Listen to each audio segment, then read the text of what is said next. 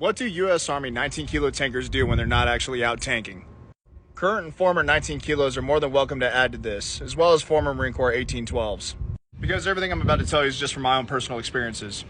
I figured after a day like today, this couldn't have been more appropriate to answer a question that I often get. And no, I didn't rub this stuff on my face for dramatic effect. Assuming you're single and you live in the barracks, your gunner or your TC or section sergeant is going to go through and inspect your room. It's not going to be a Marine Corps white glove inspection. It's just to check for general cleanliness, making sure everything works and you're not having issues with your roommate.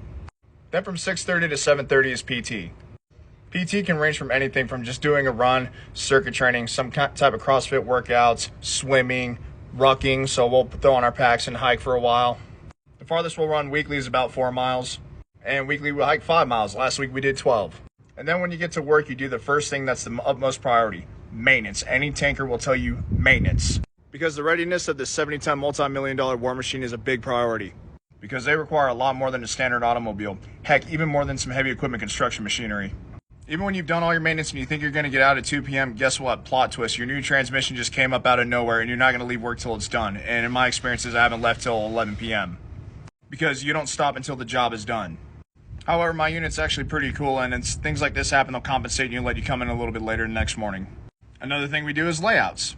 We take out all our tools, equipment, lay it on out, and have it inspected and see if anything needs to get reordered or reused and replaced, and officers will come by and check it all off.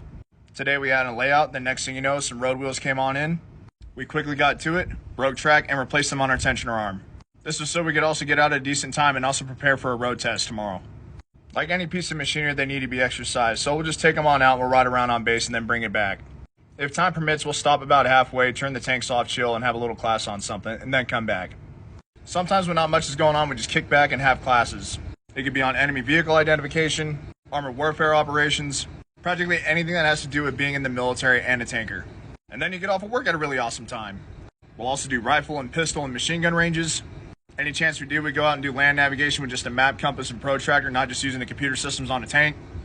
And simulator training. Yes, you'll practice shooting a tank in a simulator. And in a variety of scenarios. We have simulators that emulate an entire tank itself, and then also a platoon and company and battalion, and you can go on out and conduct simulated operations. Now, believe it or not, these really expensive training aids save a lot of money. And it negates the use of a whole bunch of fuel and other assets just to go on out and do some simple training.